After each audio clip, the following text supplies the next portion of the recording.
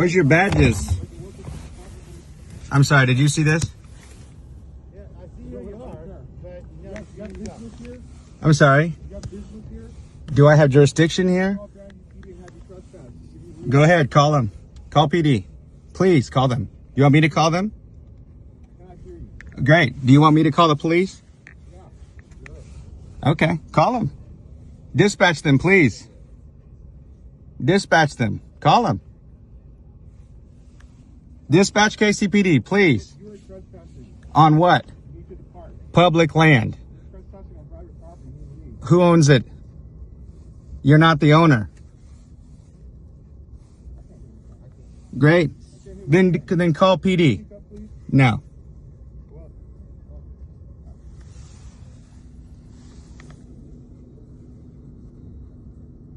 Pues estamos justo en este lugar donde el ICE intenta establecer otro campo de concentración, nada más y nada menos que nuestra ciudad, en Kansas City, Missouri. Acabo de hablar con el jefe de la Junta Legislativa de Jackson County, del Condado de Jackson, Manny Abarca, quien me comenta que bueno, no lo van a permitir, que ya hay una propuesta de ley por parte del concejal Jonathan Duncan para evitar pues dar permisos a estos personajes, al régimen neofascista del presidente Donald Trump, y que puedan en esta bodega instalar un campo de concentración para albergar inmigrantes. Me dicen que bueno, pues van a intentar ellos evitar esto en lo legislativo con una serie de pues, situaciones importantes en cuanto a la ciudad, pero me advierte Manny Abarca, el jefe de la Junta, chairman de esta Junta Legislativa del Condado de Jackson, que es posible que pues, se puedan sortear la ley, el gobierno federal, este régimen neofascista, para conseguir finalmente imponer su voluntad y que esta bodega que tengo a mis espaldas sea lo que ellos quieren hacer, es un campo de concentración de inmigrantes. Y mire, esto no es un hospital, no es un hotel, no es un sitio que efectivamente pueda guarecer a seres humanos, es una bodega. Lo que estamos viendo es una bodega, no es otra cosa que una bodega, como efectivamente los nazis, bueno, pues utilizaban predios para hacer campos de concentración.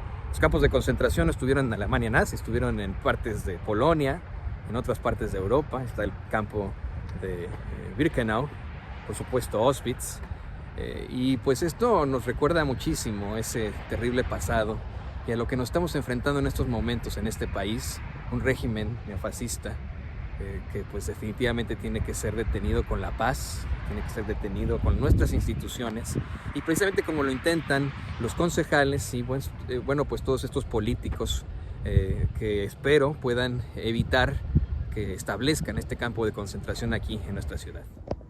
I'm with Chairman Manny Abarca. He's the chairman of the Jackson County Legislature, and this morning he was present in this this warehouse, right? It's a warehouse that ICE is trying to turn into a concentration camp. Manny, can you tell us about this, Chairman? Yeah, so, it was a tip that I received from federal, state, and local leaders that there could be a walkthrough from Department of Homeland Security officials this morning in South Kansas City, and that was concerning. And so I said, I don't have too much going on this morning. Let me swing by and just see what's going on, see what is happening, what their goals are, trying to understand why Kansas City, why this particular this venue. And so I reached out to folks in the last 24 hours, the mayor of Kansas City, our congressman, our county executive, to make them aware of the possibilities of what's going to go on. I was surprised to see that truly there were folks who were here to look at a potential facility that would be a mega center, which would be probably one of the largest in the country, right here in Kansas City. And so it was a scary situation that I thought would have just been me sitting in a parking lot of a public place, publicly incentivized building by the city of Kansas City, Missouri. And then I was harassed by ICE first, and eventually ended up having a tour of the facility with the Department of Homeland Security officials and trying to understand what their goals were so that we can prepare for how to react here in Jackson County. Yeah, we saw in the images you shared in social media that they were kind of violent and aggressive towards you. Can you tell us about it? Yeah, I've had conversations with loved ones over the last 24 hours because they knew what was going on. I have two young children. I have a 3 and a 7-year-old daughter and son. And the reality of what happened to Miss Renee Good from Kansas City was very ever present in my mind as I approached this situation. Through my privilege of being the chair of the legislature, being a Jackson County legislature, I thought that there was a little bit more authority to ask questions, right? I wasn't trying to be disruptive or disrespectful or destructive in any way. I was literally sitting in my truck just observing what was happening to see, is this ICE? Can I validate anything that was being speculated, to try and understand what was going on? And what I was faced with, similar to Miss Good, was ICE immediately responded, 3 cars in front of me, 3 cars behind me. From what I can recall here, adrenaline was very much pumping in that moment. And 2 ICE agents approached me. They were demarcated by police. And I think one had an ICE tag on them. No names, no clear badges that I could identify, no face mask to their credit, and were somewhat aggressive. Who are you? What are you doing? You need to get out of here. We're going to have you arrested for trespassing. And I engaged, right? I mean, these are things that thankfully through the ACLU and through other trainings to understand our rights as people. But then not only that, I'm a Jackson County legislature. I represent that community as well as my own. And so it's something that I took on and challenged them a little bit. And that got me to a supervisor, which ultimately led me to having a different interaction with them by the end of that trip. Where's your badges? I'm sorry, did you see this? Yeah, I see where you are, but you got business here? I'm sorry. You got business here? Do I have jurisdiction here? Okay, you didn't have your trespass. Go ahead, call them. Call PD. Please call them. You want me to call them? Can I hear you? Great. Do you want me to call the police? Yeah, sure. Okay, call them. Dispatch them, please. Dispatch them. Call them. Dispatch KCPD, please. You are trespassing. On what? You need to depart. Public land. Trespassing on private property. You need to leave. Who owns it? You're not the owner. Great. Then call PD. Speak up, please. No.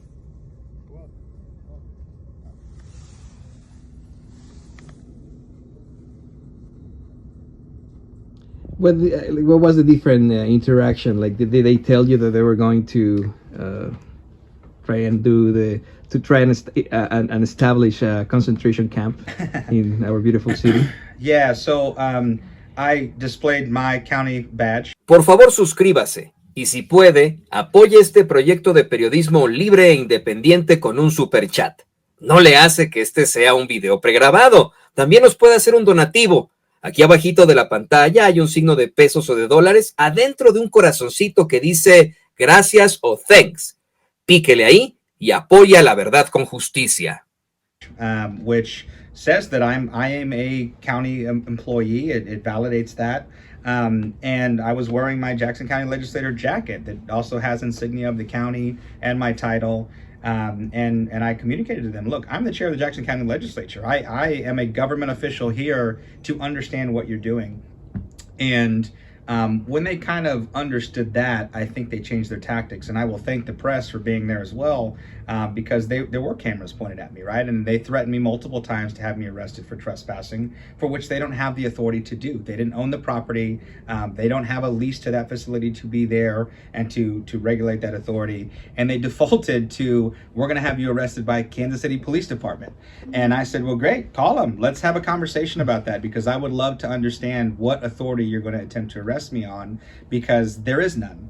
And so in that time, I called the chief of police, I called the mayor, I called the mayor of the adjacent city, Grandview, who had been assaulted by several agents the day before, and even that morning, to make them know what I was doing and where I was and what was going on, and that if they were to be dispatched, it was for me.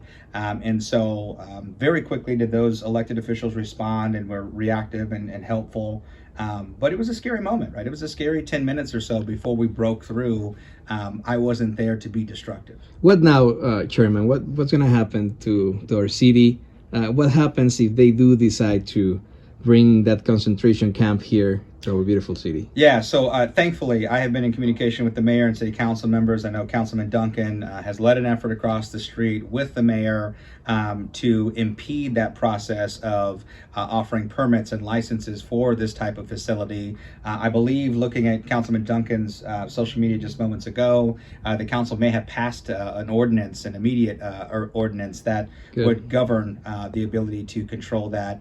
And so I think, that is not an impediment that will last forever, but it is one that is initial and responsive and reactive. And so most certainly an opportunity for us to continue to use our locally elected officials and our processes to help protect from institutions like this coming in and Beauregard in our community to force people into detention. That's not what anyone wants, not just for locals, but that would be a regional facility for multitude of states surrounding us. Yeah, you were saying social media that this facility would have thousands of quote unquote beds. Yeah. But I mean, we have been seeing in these detention centers that are actually more like concentration camps, that they have a lot of people in just one room.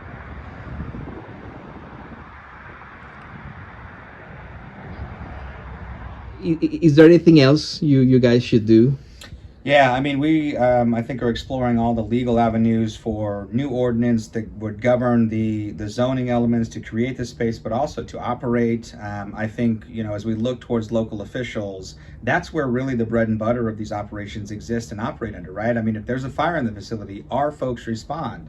If there's a medical crisis, our folks respond. Our paramedics, our hospitals treat these individuals. And so I made that clear to the agents that I talked to that they're going to have to collaborate with us if this is what they choose to do. And while I may not agree that it should exist, there is some decency and humanity that must exist if this is going to happen. And you can expect us to hold them accountable to that. And so whether they're the federal authority or not, we have local control here in Jackson County and Kansas City both. It's designated by the state constitution that we are a charter county and city. We govern ourselves. And so we can test this supremacy clause constitutional authority of the federal government through the court process. But remember, that will be lengthy, that will be costly. And at the end of the day, the immigrants will win, because at that point, a facility is not open. We will have court proceedings that dictate our processes. But as we've seen in Leavenworth, they can gum up the system at local governments a lot easier than maybe an individual can. And so while folks are protesting and rallying and showing their signs of support, they should also be calling their local elected officials and demanding more from them to stand up to this authoritarian government.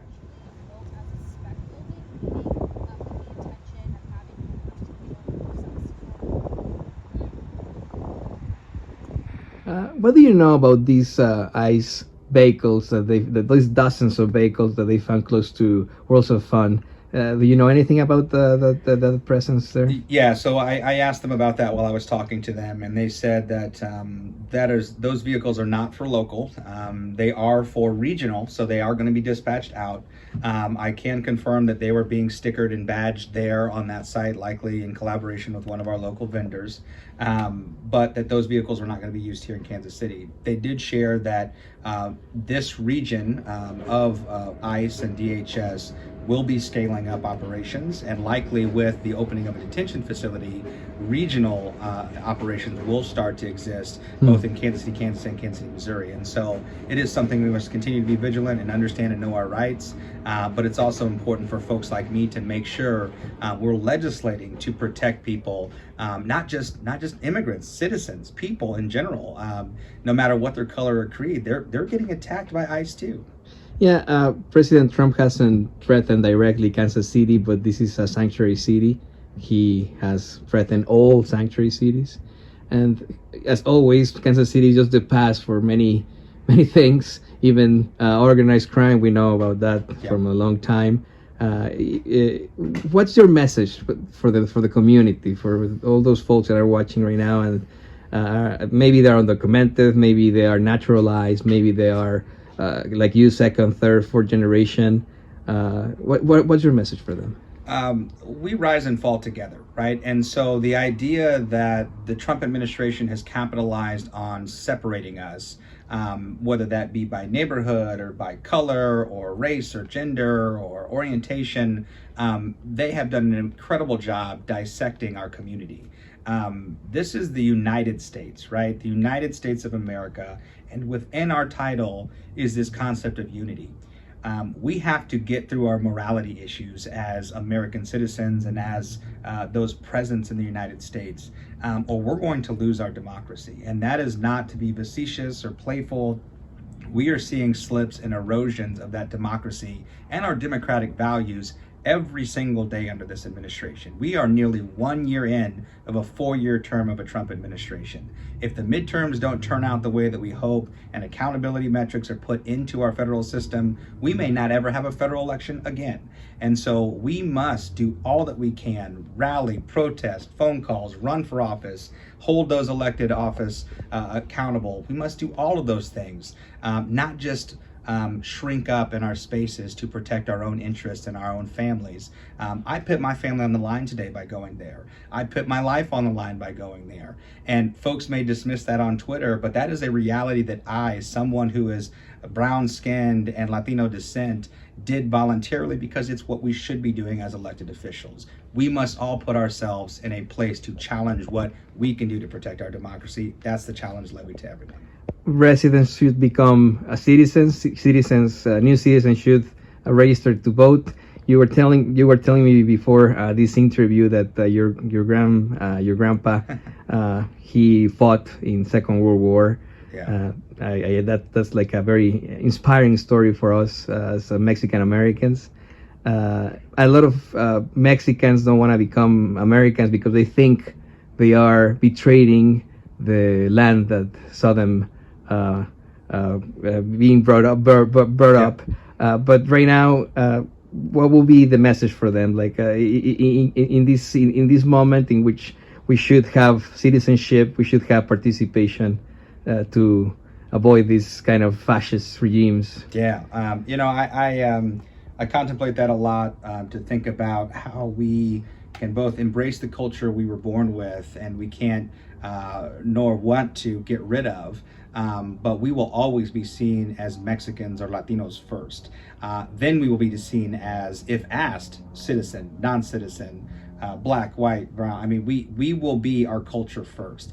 And I don't see celebrating in the American experiment as a betrayal of the motherland. In fact, I see America as an encroacher that took some of that land, if anything. But we can both celebrate our culture while participating in this American democracy and strengthen everything we do together, right? I mean, I think to your point about my great-grandfather, he was a Purple Heart veteran in World War II.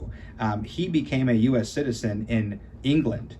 And so because of his service, right? And so we have that naturalization record because of him and that sacrifice, both as a serviceman and also as an immigrant stepping up to the plate. Do I derive citizenship and have this protection?